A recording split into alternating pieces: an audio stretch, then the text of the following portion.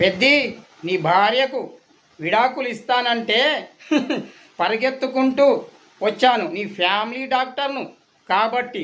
అర్థమైందా నీకు? పిల్లలు పుట్టకపోవడానికి కారణం ఎవరు? నీ భార్య కాదు, నీలోనే లోపం ఉంది. ఆ విషయం నువ్వు అర్థం చేసుకోలేదు. నీలో లోపం ఉందని ఊరంతా చెప్పిందనుకో, నీకు లైఫ్ లాంగ్ పెళ్ళి కాదు. నీ భార్య కోటీశ్వరాలు కాబట్టి ఆమె మరో పెళ్లి చేసుకోగలుగుతుంది. చివరకు నువ్వు ఒంటరివాడు అయిపోతావు. చివరి దశలో నిన్ను ఎవ్వరూ పట్టించుకోలేరు.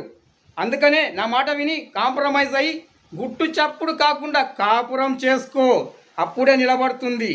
కానీ లేదంటూ విడాకులంటూ పరిగెడితే నీకు లైఫ్ లాంగు తప్పదు వియోగం. నేను చెప్పినట్లు విడాకులు మాట క్లోజ్ చేసేసాయి. నా మాట విను.